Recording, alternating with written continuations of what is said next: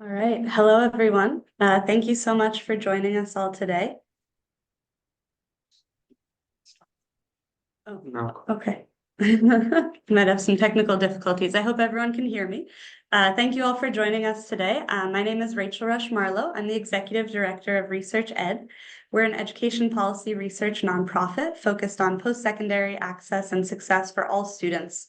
At Research Ed, we conduct and publish research. We provide data capacity support to institutional research offices on college campuses. And we act as a liaison between communities and educational institutions and policymakers through advocacy and communication. So before we get started today and dive in and introduce you to our panelists and our topic, I'm going to hand the mic over to Helena, our communications director, and she'll just go over some logistical details for today. Hi, everyone. Welcome. I'm so excited to have you all here. We will be recording this, and we will be distributing a recording of the webinar via Zoom link or on our YouTube page, on our YouTube site. So we will be there. We will be able to access that. We're really excited to have such an amazing panel. Just so you all are aware, we do have closed captioning available, and I will share my screen in just a second to show you where to find that. It's going to be located in the bottom right of your webinar details, and as you see there on the bottom right here. And if you have any questions, feel free to raise your hand or anything like that. But we will be taking questions at the end. The best way to do it is through the Q&A feature. And then feel free to introduce yourself of like where you're joining from in the chat. And without further ado, I'm just gonna hand the mic back over to Rachel. Great. Thank you so much, Helena. Thank you all for joining us today. I think we're ready to get started. And so I'd like to introduce you to our panelists. And while I'm doing that, like Helena said, definitely encourage you all to introduce yourselves in the chat. So today we have with us Mary Nugent. She is a member of Save the Children's Policy, Advocacy, and Campaigns Division, where she leads the early childhood education portfolio for the domestic policy team. Prior to Save the Children, Mary worked as a policy advisor for Congresswoman Deb Haaland in the U.S. House of Representatives. We also have with us today Taylor McCabe-Yunke. She is the executive director of the Rural Schools Collaborative, which is a national nonprofit committed to building sustainable rural school communities. With more than a decade of experience, McCabe-Yunke's day-to-day centers on national rural education network building and resources, advocacy through storytelling, and managing large-scale collaborative initiatives. And then we have Vanessa Sansone. She is the Assistant Professor of Higher Education in the Department of Educational Leadership and Policy Studies at the University of Texas at San Antonio. She is also the Director of Policy at the Alliance for Research on Regional Colleges. Vanessa's areas of interest include understanding college affordability, Hispanic serving institutions, and power structures and governance on the trajectories, experiences, and opportunities of historically underserved students. So you may have noticed from the introduction today that our panelists span early childhood to post-secondary education. And I really wanted to bring all of them together because I think, conversations in education, not just in the rural context, are often very siloed between different sectors. And so today we're going to talk a lot about strengthening these educational pipelines for rural communities and students, the way that philanthropic investments and state and federal policy can support this, and then what all of us can do, what all of you can do in your various roles to strengthen educational opportunities for rural communities, and in doing so, really support more vibrant rural places. And so, of course, we kind of come to this conversation knowing that there's been chronic underinvestment in rural places, right? Both from philanthropy and from government. But I was really excited to have all of these wonderful women join me today because I think in our planning call, all four of us discussed, that we really all come to this work from an asset-based framework, understanding rural education, recognizing how much rural communities and rural students have to offer. And we're all focused on, the importance of place-based initiatives and letting rural people lead rural solutions in their communities. And so with that, I'd like to start with a question for you all. So some of you may have seen, we recently had the NREA release their annual report, which this year they called Why Rural Matters. And I know many of you on the call today supported that work. I know Taylor, your organization was very involved. And I really love that title, and I want to start our conversation today thinking about and ask all of our panelists, why does rural matter to you personally? But also if you can talk a little bit about what rural means and what definitions of rural are important in your work. I know that we can talk about rural definitions the entire day.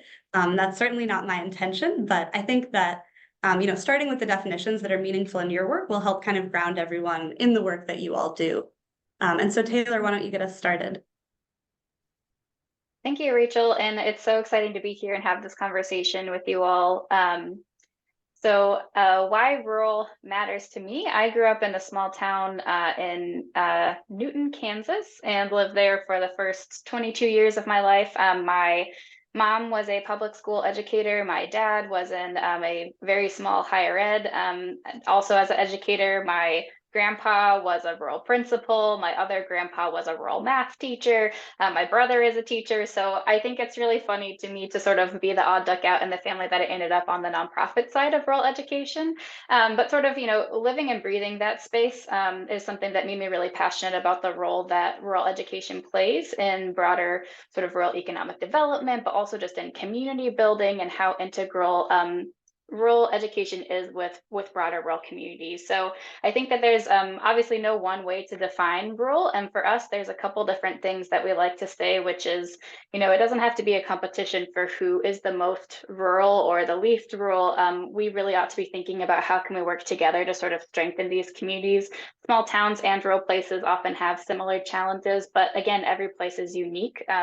So when it comes to sort of storytelling as well, there's this interesting tension of if you feel rural, you are rural. You're welcome to share your story with us. Join the club, the more the merrier. And yet there are some real discrepancies between a small town and an extremely remote place. And so we hold those tensions together, but our end goal in our work at Rural Schools Collaborative is to try and get folks to work together, build from that asset-based mindset, and really try and do more for each other to sort of strengthen our impact. So I'm not sure if that's what you were looking for, but that's kind of what brings me to the table today.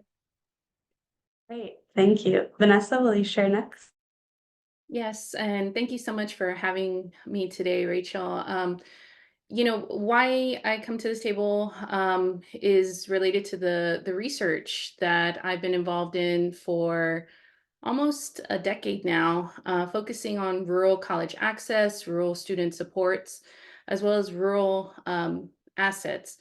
And because, we are talking about rural here, for the work that I do, it does come from often demographic as well as sociological definitions of rural.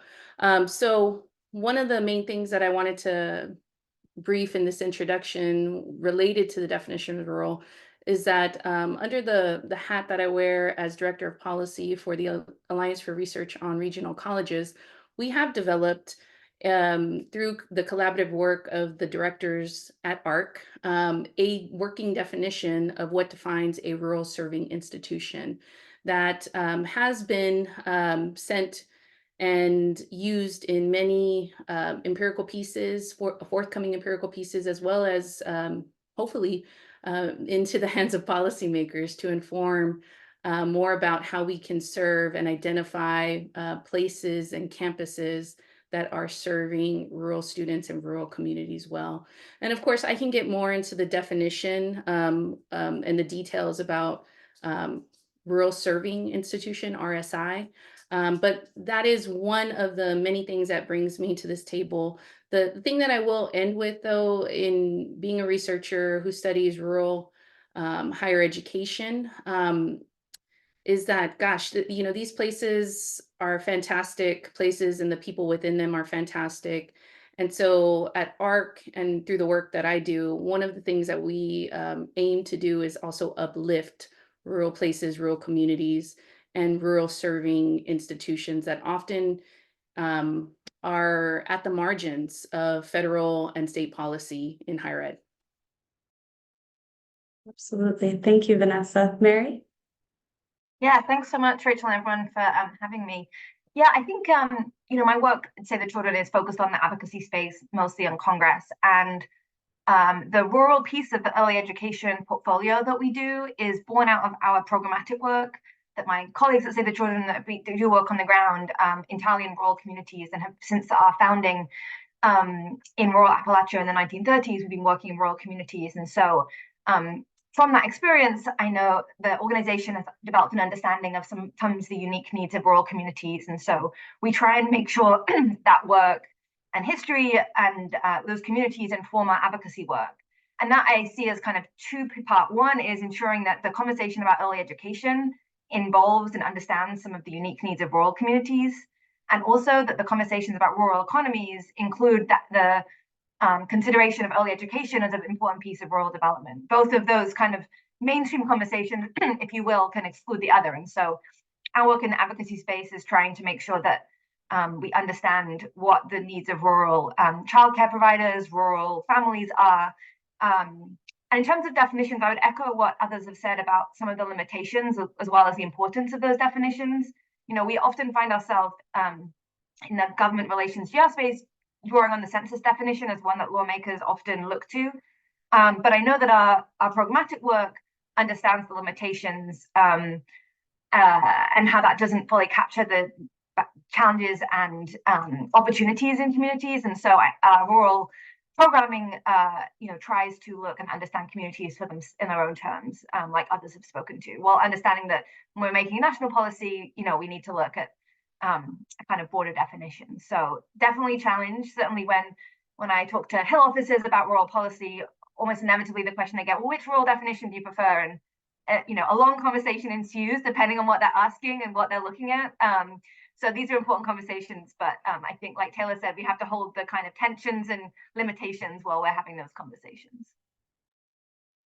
Yeah, absolutely. Well, thank you all so much for sharing a little bit more about your work. I think you all and Mary really highlighted, this important conversation I think we'll dig into more today about this relationship between, economic and social development in rural communities and education, and they're so tied together. So we'll definitely talk more about that. I also want to highlight, I'm a huge fan of the tool that you mentioned, Vanessa.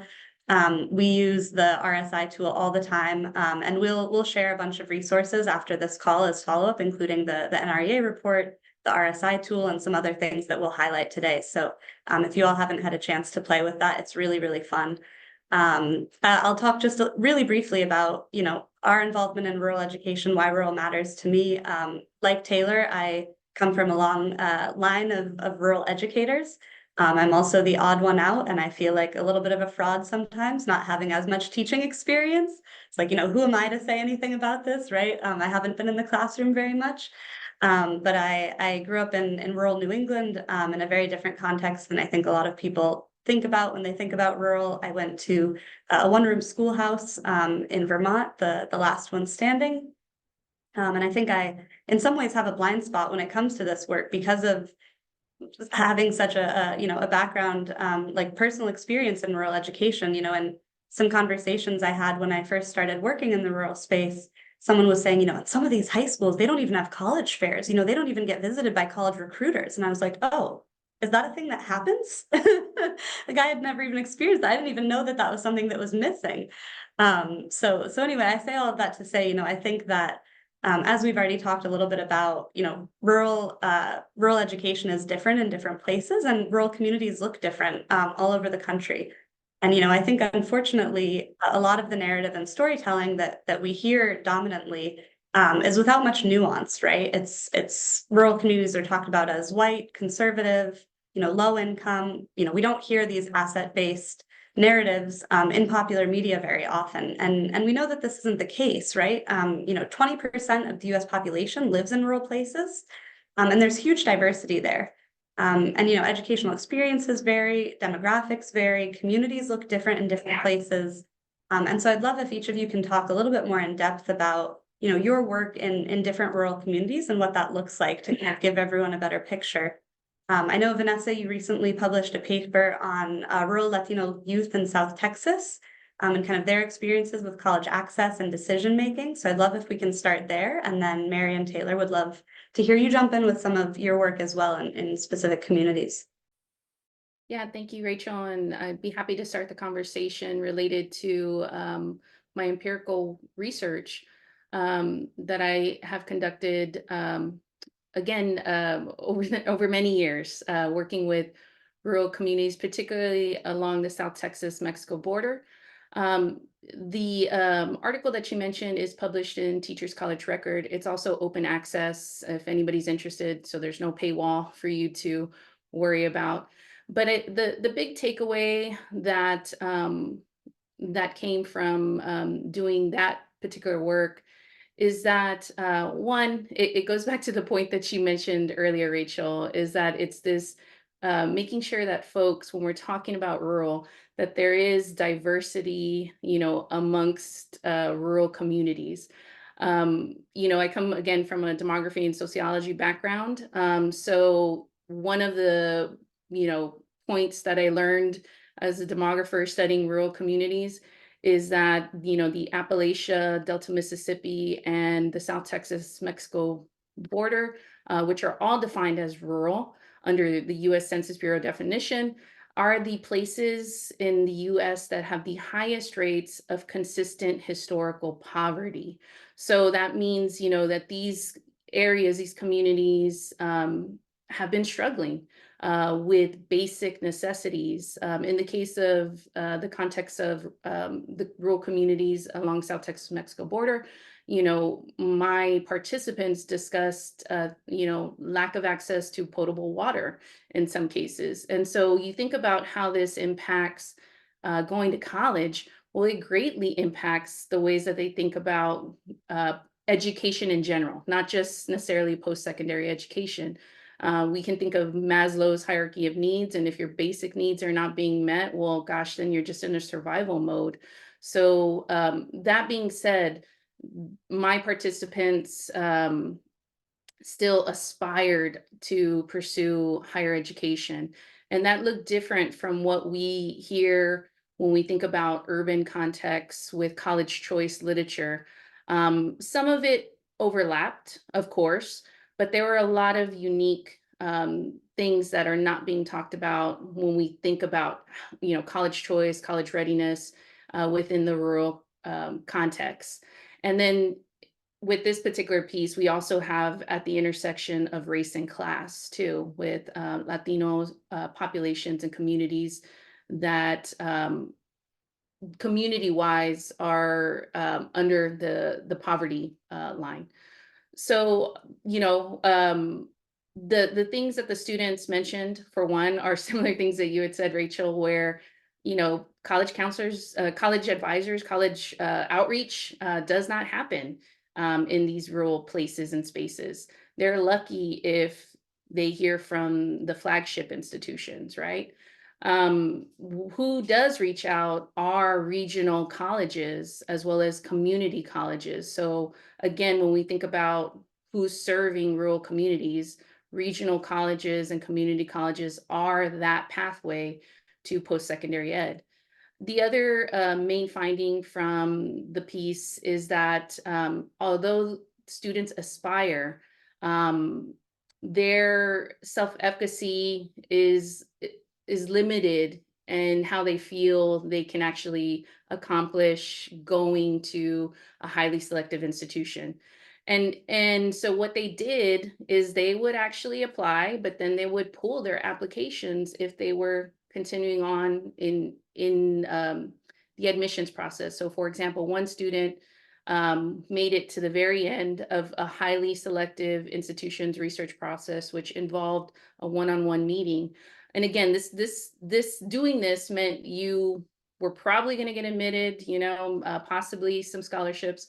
But when they went to the city to have that conversation, they felt very intimidated. They felt like they weren't prepared, and they, you know, decided to pull their admissions application. To me, that was a significant finding because up until this point, we hadn't heard a lot about, you know, more nuance and more details about the decision making and the outcomes, you know, students. And this particular one represented what a lot of rural students, particularly rural students at the intersection of race and class, you know, were opting out of college, basically.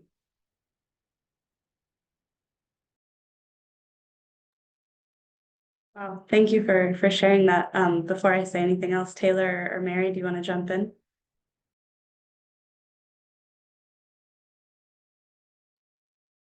Yeah, I think that that work is so interesting, Vanessa. And I think a lot of times, we don't think about really the process for students all the way through, right? It's just like, hey, are they applying to college? Yes or no? Right. Are they getting into college? Yes or no? And so I think there's so many more important conversations we need to have about what that experience really looks like, and making sure that students feel supported and feel like college can be a place for them. Mhm.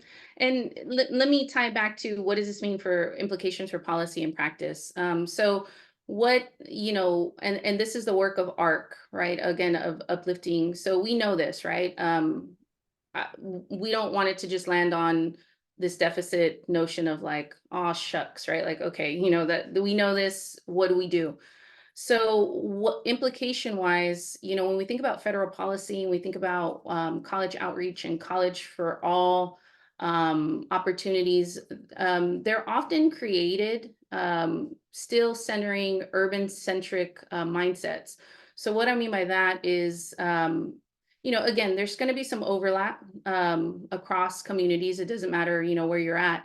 But there are some unique needs and unique experiences in rural communities that, again, college choice literature has not fully centered. So what that means is from a federal policy or even state levels that are designing programs that are aimed to address college for all, particularly in rural places, there's a big misstep or misalignment to some of these needs. For example, one in particular that I always use when I'm talking about this is the lack of broadband in rural places. Well, guess what? All college, documents have to be emailed and submitted, and information communication between college recruiters happens via email often. So what do students do in rural places when they have a lack of broadband and the school is shut down in the summer, or during certain times of the year? In the work that I've done, what my students will do, which to folks from rural places, this is going to sound like Rachel had said, like, what, that's new. But they were traveling 45 minutes to over an hour to reach the nearest local library so that they could access a computer and broadband and just send housing documentation, fees, right? Sending stuff for enrollment, all the regular stuff that one has to do. But there was additional barriers that they had to overcome.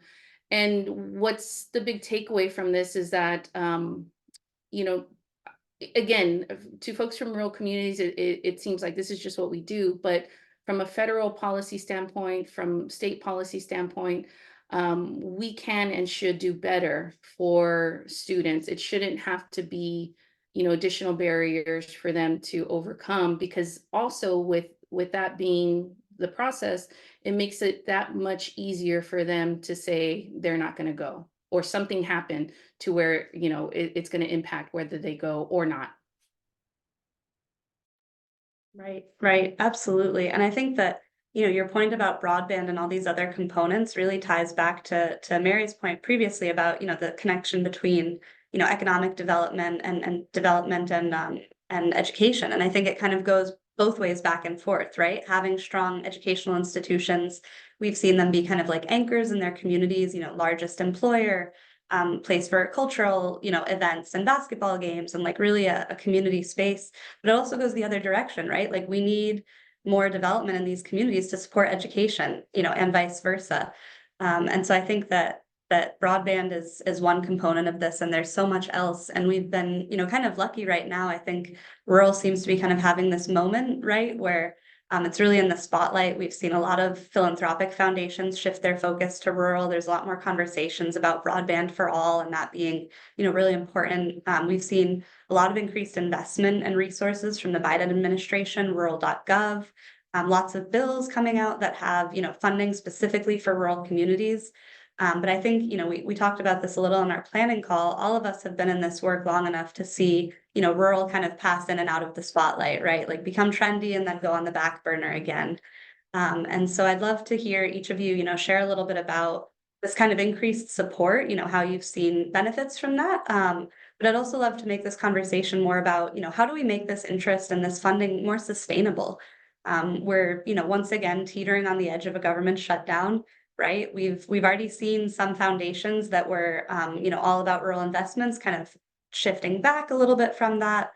We're in election season right now, which always makes rural a little bit more popular and trendy. But how do we kind of ensure support is sustainable in this environment that we're in right now? And Mary, I'd love if you would start. Sure.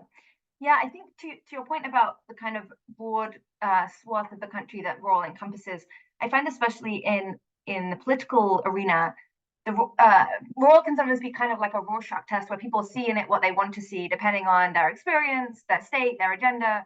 But the kind of plus side of that broadness, and that many political actors feel a connection to the idea of supporting rural communities, is that in the right conditions, it can be a real opportunity. So in the case of early education policy where I'm working, we've seen more interest in the last few years, partly because there's been in general an exacerbation of a long-standing kind of childcare crisis where the system, to the extent that the system is crumbling, the pandemic really shed light on that, where suddenly you had like kids in the background of Zoom calls and everyone realized quite how essential schools and childcare were. Without it, things weren't working. So there's been in general a focus on early education and lots of funding that came out during the pandemic for early education in general. I think in the last year or so, we've seen more interest in rural childcare and rural early education, in part because the Farm Bill reauthorization was due the last year, is now being extended, but those conversations mean there's significant pots of money up for grabs. One of the really great things we've seen is more kind of to your point about incorporating education as a part of economic development, a recognition that childcare and early education is a part of the conversation. So there's a bill bipartisan bill that's been proposed that would be a piece of the Farm Bill, but that would prioritize childcare and early education funding as part of existing USDA rural development community facilities grants. So it doesn't do anything wildly new. It's money that childcare is already eligible for, but prioritizes that, which doesn't solve the issue, but would be a really important step, I think, in making the case and in practical terms, making it easier for people in communities to get these funds for developing childcare facilities. And kind of including in those conversations about rural development, childcare and early education. We, like I said, it's kind of a broad question and people seeing it what they want. But I will say, Save the Children worked with the Bipartisan Policy Center last summer to convene a kind of day-long roundtable to discuss rural education. One thing that struck me about that day was the kind of wide diversity of participants. So we had folks from the farming and agricultural community talking specifically about the needs of and the challenges with childcare for farm families, which is really significant. And in surveys of farm families, we see a really high number citing the lack of childcare as a real barrier to them flourishing as a business. So that piece of the rural economy, we know childcare is important too. And also more generally, early education folks serving in rural areas talking about the challenges. So there was really diverse perspectives and plenty, I'm sure, that could be disagreed on, but there was themes that came through about distance to travel and infrastructure and the way that funding streams are designed for institutions that serve more people than rural communities can serve. So there are those kind of structural issues that we see that kind of bring folks from diverse rural backgrounds together in addressing some of the structural issues that often education institutions, in the case of childcare, a real hodgepodge of funding streams and different business models, but where there are common themes, and that allows there to be some solutions like this piece of the Farm Bill that would hopefully kind of help funnel more money to early education as part of rural development and community development. Taylor, do you want to talk a little bit about your work? Yeah, I really echo a lot of what Vanessa and Mary have already shared. Part of why Rural Schools Collaborative was designed as a collaborative is that we really see the need for these different sectors and industries and folks to really be working together to do some of that systemic change that is really needed to support rural education and to support rural communities. And so when Vanessa talks about the importance of some of those rural higher ed institutions, and Mary talks about sort of, there's also these agriculture industries, or there's childcare, it's more than just sort of a one silver bullet that can come in and sort of ta-da, we're done, we've done it. And so our network with Rural Schools Collaborative serves around 30 plus states in the US, and we have partners that range from rural serving higher ed institutions to local community foundations who are giving scholarship dollars to support students and teachers in their educational journey, but also regional nonprofits as well that are working on rural education and sort of more broadly supporting their community. And as our network continues to grow, it's been really exciting to see how every person, both as an individual, but also each of those roles, whether it's nonprofit, higher ed, community member, K-12, they really need to be sort of working together with that asset-based approach for us to move the needle on some of these really large challenges. And so that's a little bit about how Rural Schools Collaborative is structured. And we've done a lot of our work around the themes of place. So how do you be place responsive? How do you celebrate place? How do you let local folks tell you what they need versus the other way around? We've also really centered on rural education and teachers. So if you can get strong rural teachers, you have sort of from the get-go this pipeline, if you will, of future rural students going into industries and education. And so that to us is a really central place to focus our energies, let alone some of that economic driver piece that we talked about earlier, as rural schools is one of the largest employers in a lot of these towns. And then the third piece that we really focus on is philanthropy. And what that really means to us is sort of both at the local level, how can we give directly to our schools of our time, talent, and treasures, or whether that's community foundations, whether that's another layer up of foundations, or even when we get to regional, like how are we working together to access these resources to bring them back to the communities, and all the way up to national. So a single school may not have time to really be going after national level grants, but we're kind of missing this middle connector between these federal opportunities, these national funders with resources, and how do we authentically get those resources connected with the folks who are boots on the ground, who may not have capacity to be both grant seeker and school principal and community member. You know, the hats are numerous that these folks are already wearing. And so that's a really exciting role that Rural Schools Collaborative tries to support, which is both how do you build those resources locally from individuals, regionally through collaboration, but also nationally, and sort of make the case that this investment is important. Even modest investments go very, very far in rural places, but also really necessary for the future vitality of America. And that's a longer spiel I could go on at some point about how these things are really intertwined. Urban and rural need to be caring about one another. So before I get too far off a tangent, I did want to share one piece of work that we did with our partners at the National Rural Education Association, who released the Why Rural Matters report. They have a really great rural research agenda that says here are some of the major factors that we need to look at. And we did a study with some of those regional partners that I mentioned in our network, where we asked rural educators and rural teachers, what would you like policymakers to know?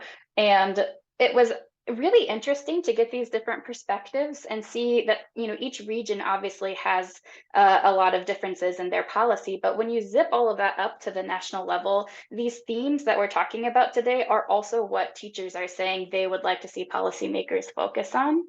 And so the 5 themes that came out of that are teacher recruitment and retention, rural education funding, which we've talked about, broadband and technology access, mental health supports both for students and teachers, and housing and transportation.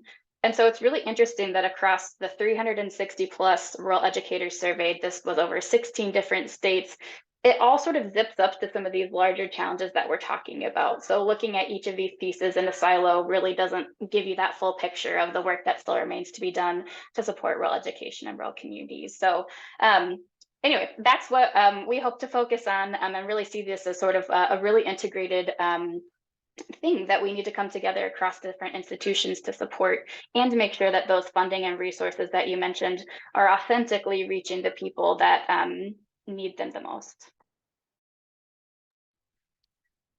Yeah, I wanted to chime in, Rachel, with how, you know, I think one of the things that you mentioned about that rural had particularly a moment in 2016 and some couple of years, you know, after, mainly because, you know, rural was talked a lot about in the political elections during that time.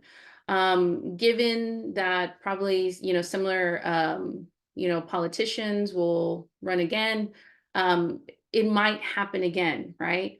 But what we have seen, going back to something you said, is that, after the 4 years after 2016, that rural, at least in the media spotlight, and I guess it being really pronounced, rural education kind of died down. And so I want to just also mention what you had said earlier, that with the work that we've done, what that meant from a federal and state as well as philanthropic level is that folks started to shift away from that highlight, I guess, of rural education. With my colleagues on this panel have demonstrated, several things of why that still is important today, right? But it's a little, I think it's a little disappointing, right? Because there's a lot of work to be done still. So I think what I'm wanting to say is that rural still matters, right? That it shouldn't necessarily be, every 4 years or so that it gets highlighted and then dies down. Like, these are things that remain, systemic needs, that we need to make them sustainable. That's the big takeaway. So I just wanted to come back to that point about where, we need to keep rural education top of mind, not just, again, like every 4 years or so. The other thing that I wanted to mention with regard to what are some of the challenges related to how do you advocate for yourself or advocate for rural communities, but it does go back to the definition of what is rural, if we're being honest here. At a federal level, with the work that ARC has done in terms of informing policymakers, typically the conversations will begin with that, as as Mary mentioned in her when she spoke earlier, that they asked, what definition do you want to go with? Mainly because in terms of developing policy, politicians really like it being black and white, in that here's a set definition versus, but we know that that's not true. You could be, there could be several factors in terms of how you define rural. So how do we get past this? You really have to, we have to work together. ARC is one of those, advocacy organizations that is willing to work with rural communities, work with rural colleges. And how we have done that, for example, is that definition of how do you define a rural serving institution. The RSI metric is our attempt, our knowledge given to the public to help define what a rural serving institution is, particularly at the post-secondary level, because we need to define what that is so that funding can be designated to those institutions who either meet that definition or who demonstrate particular need. Right now, for example, in the Higher Education Authorization Act, Part Q, there is, a policy that says, rural serving institutions will get funding for supporting rural students and rural communities. However, there hasn't been any funding attached to that Part Q in that HEA. And part of that reason is because federal policymakers don't know, as of today, how to define, like, how do I define it? So part of this is the unique challenge of rural, right? But how do you get past it? Well, you have to meet with your policymakers. You have to, talk as a constituent of a rural community, and getting involved in the policy and the political landscape in that way. But there are tools out there for those who are interested, of course, in doing this at the post-secondary level, like the RSI metric, that can help in the way that policymakers think and struggle with thinking about rural. And again, even rural policymakers get set in urban context ways of thinking. So it's constantly reminding them and framing and advocating for the rural communities and the rural students and the rural teachers, and that we all aim to serve and lift up. Yeah, absolutely. Wow, there's so much to dig into with what all three of you shared, and I think that I really think that it's so important. You all highlighted some particular items that are kind of priorities and what we can do about those. Yeah, HEA, the Q section. I'm always anyway. I've got my own higher ed bias because that's what I know the most about. But yeah, I think you all raised really important points, and I want to dig a little bit more into this kind of like funding mechanisms and talk a little bit more about that. I had a question I wanted to ask, and I saw one come through in the chat that's pretty similar. So we will open up to questions from the audience. I just have two more questions I want to ask, and then I want to give time for everyone else to ask some questions. Oops, we have a cat. Rural cats matter. Unofficial mascot. Welcome to the panel. But I think, to talk a little bit more about, kind of these funding mechanisms and ways to support rural communities. We had a question in the chat, and I also wanted to talk about, in the rural context, like you said, even rural legislators often sometimes have this urban framing, right? And we have to continue to talk about how rural is different. This is one of the unique challenges in recognizing that a lot of these kind of one size fits all policies don't work in rural places. And how can we be really intentional about, policies that work for rural places in particular? And so kind of on that note, one thing that we hear from philanthropists and lawmakers alike, right, is like, what does scale look like? What does ROI look like? And sometimes you're talking about really, really small communities, right? But that doesn't mean that it's not impactful. And so I'd love to hear each of you talk about, how can we have these conversations about ROI and scale and like really communicate effectively about, just because you're not impacting 100,000 people, it doesn't mean it doesn't matter, right? Like, how can we have these conversations?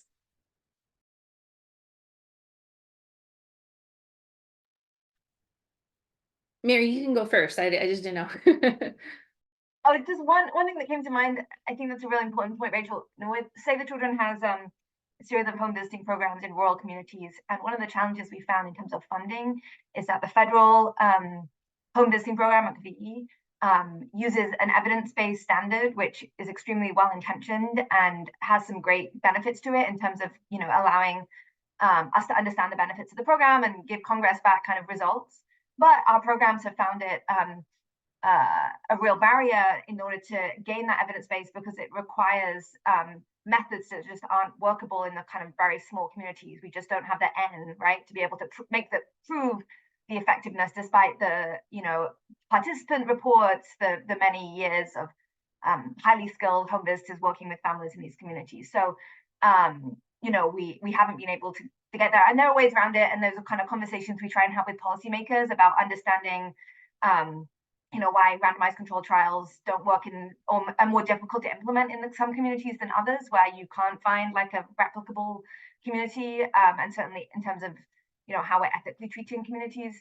So that's one example that comes to mind, that the kind of numbers we're working with are often assumed as that of urban communities, and not for ill intentions, and with really good understandings about wanting evidence. But when we think about what evidence it proves something, considering experiences of smaller communities that maybe could be easily dismissed as anecdotal, but are actually, to Taylor's point earlier about storytelling and the power of kind of really understanding what communities are telling us, kind of listening to rural communities and understanding realities of smaller population numbers, is a challenge we've had with our programs. Yeah, so the work that ARC does, we point to, and I would encourage others to point to who are interested in doing this work, but the real-time consequences that are happening, which, are massive rural college closures, right? Which again, if we know from empirical evidence that rural colleges, rural higher education institutions are not only places for learning, but they're also anchor institutions for the communities with regard to access to healthcare, access to arts, employment opportunity. Then the real closure of rural colleges, whether private or public too, by the way, has massive impacts that are detrimental to not only the community within, but the state itself. And of course, that also impacts, us in a larger national scale.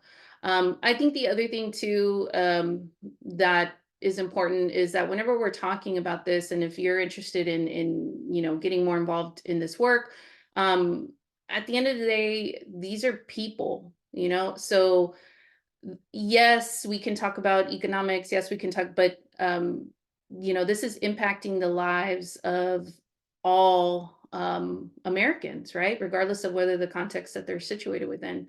And so this is something, that we hold value to of social mobility and, opportunity. And so when this happens in real time, it's dramatic in terms of loss of opportunity, loss of, so many other things. So even though a program, for example, like let's say a college ready program situated within a small rural community in Texas, we'll go back to my area of research, maybe serving 40 or 50 students, or even in some cases, because some of the consolidated ISDs have graduating classes of 20. It's not just those 20 that it is ultimately impacting. Again, it's these things have implications that impact broader parts of the community. So although an N of 20, you have to remind folks that it's much bigger than that small N.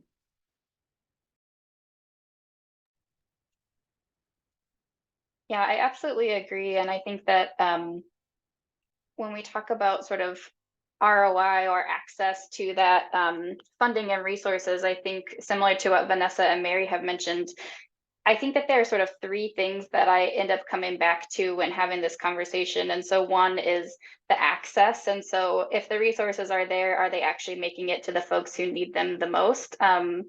And the second is sort of that flexibility. So are the resources letting folks who live there sort of have autonomy to design the solutions or implement things that interest them? Could they do it collaboratively versus siloed? And some of these have so many restrictions, or they require the applicant, if you will, to be at such a scale that it's really hard to translate that. And then the third thing is trust-based relationships. And so we also, to your point, Vanessa, have had a lot of success working with community colleges, local nonprofits, rural serving higher ed institutions who already have this role that's more than just an institution of higher ed. They are a part of their community. They are a place for resources and support. And so we also really need to think about how do we, support those institutions or people who have these trust-based relationships, because we've seen some folks sort of, again, to that parachute in and parachute out.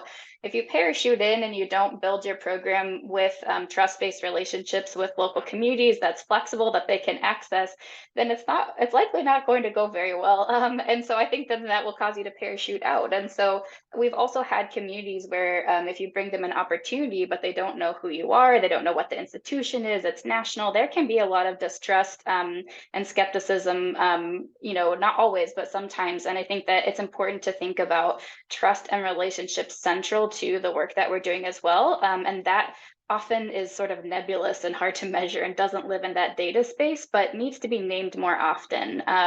So I think that those are three really interesting parts of this conversation, but would really echo Vanessa's point about these local institutions that can help check some of those boxes about access, trust-based relationships, and also really be advocates for place-based strategies in the communities where they're located.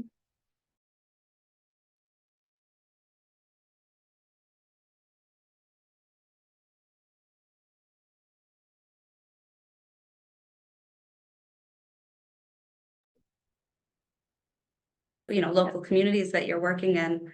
is so important. And, that's something that we've seen in our research with community colleges. Whenever we're trying to get an understanding of, we see a school in a rural place that's doing such good work, and we're like trying to understand, what makes it different, what's special about this program. And it always comes down to relationships.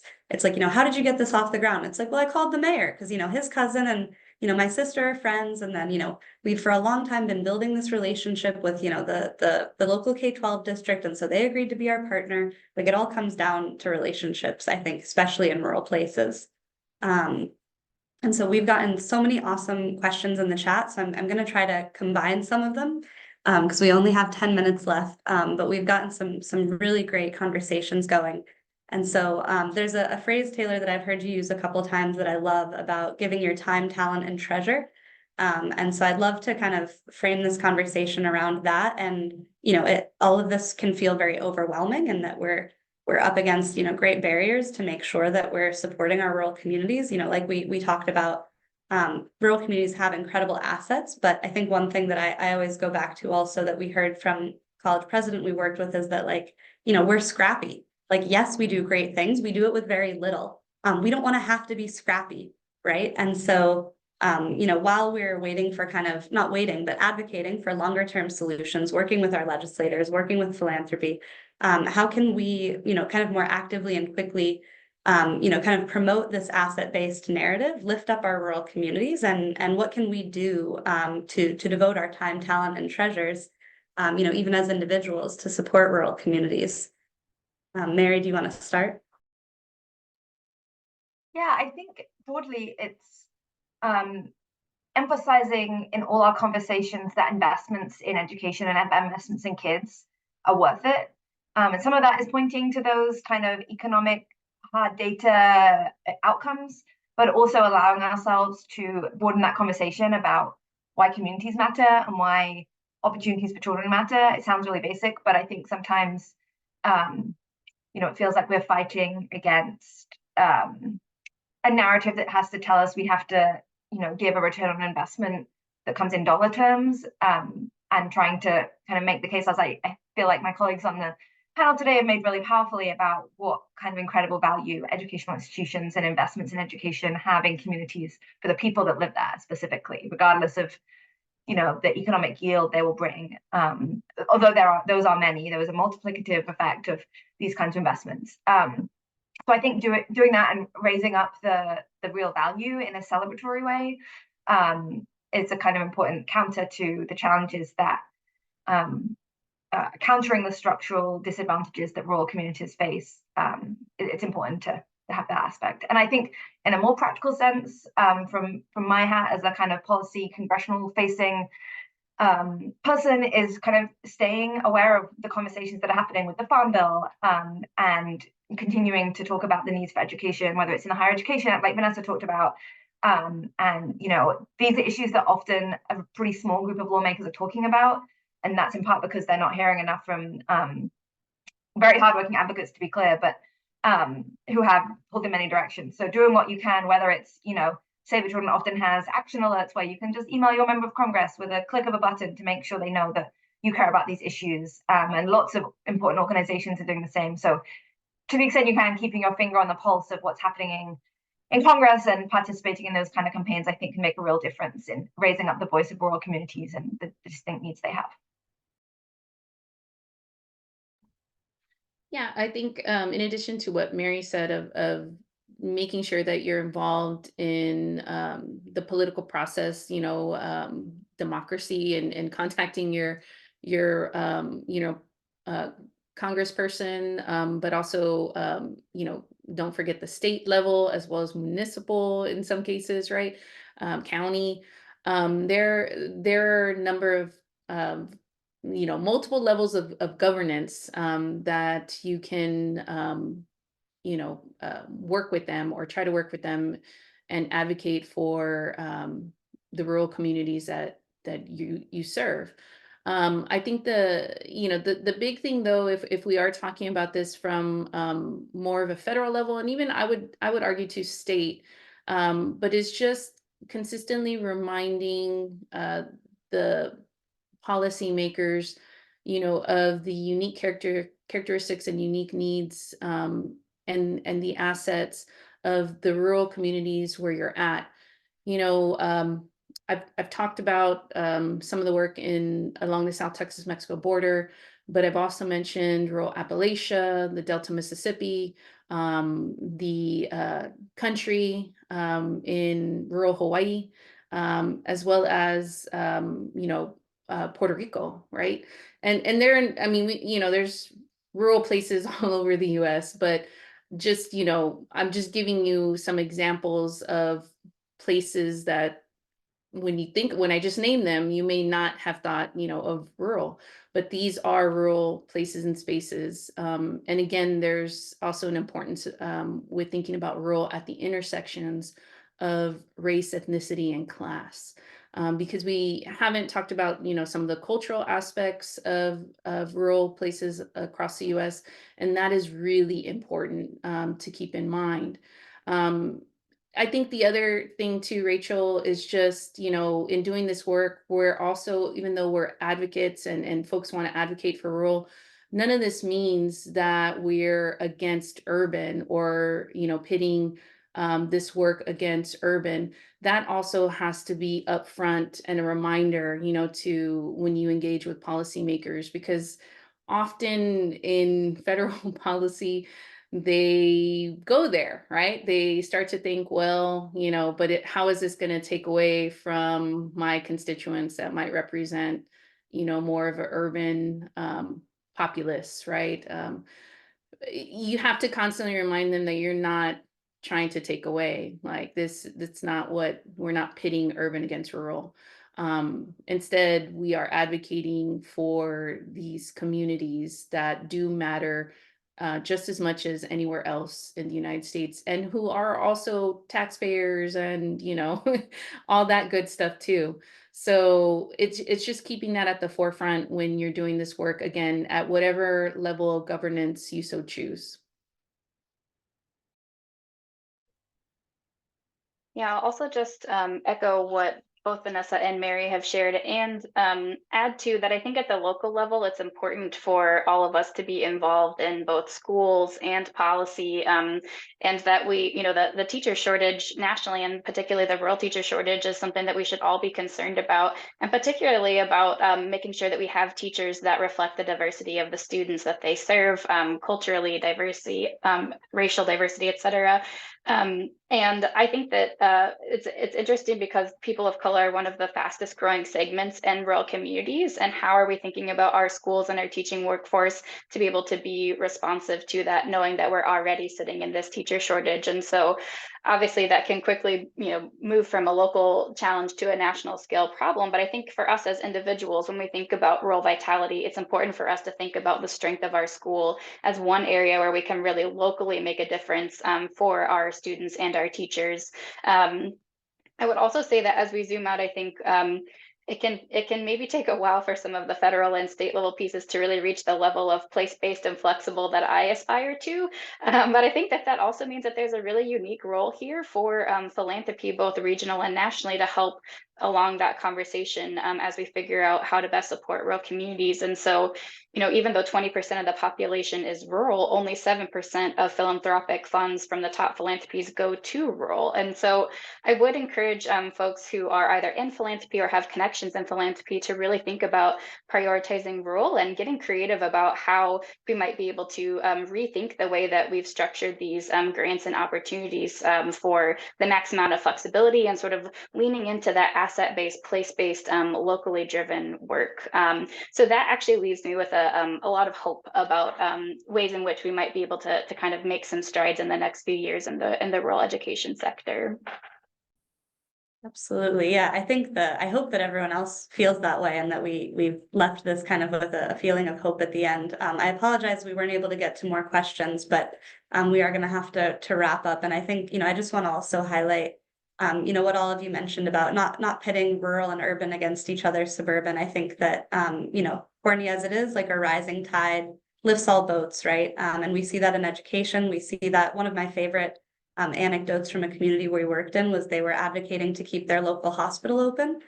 And when they went to the legislature, they were like, we can't keep throwing all this money at this small rural community. And she said, look, if our hospital shuts, you know where we're going? We're going to the urban hospitals. And let me tell you, a lot of our folks don't have insurance. So what's that going to look like? And so again, that's, you know, maybe not an asset-based approach, but I think it really brings the point home about, you know, how interconnected we all are from early childhood through post-secondary, rural, urban, and suburban. It's so important that we give more attention to our rural communities, as it's going to support everyone. So thank you all so much for being here today. Again, I apologize we couldn't get to everyone's fabulous questions, but we are going to be following up with additional resources, ways to get involved, and you've heard some great ways to get involved and share your time, talent, and treasures from our panelists today. So thank you all so much for being here, and thank you to our panelists. Thanks, Have a great everyone. afternoon, everyone.